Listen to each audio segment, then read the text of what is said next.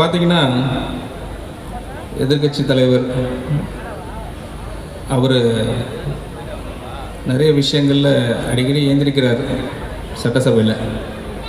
First ஏந்திரிக்கிறது ஒரு reason என்ன சொல்கிறாருன்னா, இந்த லைவ் ஏன் போடுறீங்க, இங்கேயும் லைவ் இருக்கான்னு தெரியல, நாங்கள் அதை பற்றி கன்சர்ன் பண்ணுறதில்ல, வெல்கம் லைவ் தான் சொல்கிறோம். பட் அங்கே எதிர்கட்சி தலைவர் ஏஞ்சி சொல்கிறது, இந்த லைவ் எதுக்கு லைவ் போடுறீங்க, அதோடு இருந்தால் பரவாயில்ல. அவர் இந்த சட்டமன்றத்துக்கு எதிர்கட்சி தலைவர் ஆகிட்டாங்க. அவர் செகண்ட் டைம் எம்எல்ஏ. போன தடவை ஃபஸ்ட் டைம், இப்போ செகண்ட் டைம். எங்கேயாச்சும் நடந்திருக்குமா, ஹிஸ்ட்ரி எங்கேயா நடந்திருக்குமா? ஃபஸ்ட் டைம் எம்எல்ஏ மினிஸ்டர் ஆகிறாரு, டெப்டி சிஎம் ஆகிறாரு, செகண்ட் டைம் எம்எல்ஏ, உடனே எதிர்கட்சி தலைவர் ஆகிறாரு.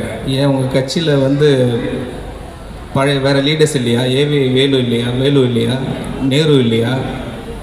இல்லை ரகுபதி சார் இல்லையா? ஏகப்பட்ட லீடர்ஸ் இருக்காங்க. அப்போ இதிலே தெரியுது அங்கே என்ன சமூக நீதி இருக்குது, எங்கே ஜனநாயகம் இருக்குதுன்னு. நம்ம கட்சியில் பாருங்கள், 108 பேரில் 106 பேர் ஃபஸ்ட் டைம் எம்எல்ஏ. பேக்ரவுண்டு பாருங்கள், ஒன்றுமே கிடையாது. இங்கே தான் ஜனநாயகம் இருக்குது. ஒரு ஜனநாயகம் கொடுக்குற ஒரே இடம் நம்மள தமிழக வெற்றி கழகம் தான். அது கிளியராக ப்ரூவ் பண்ணிட்டாங்க தலைவர்.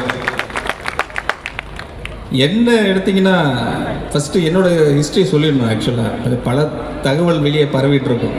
யார் என்ன, இவர் லாங்குவேஜ் என்ன.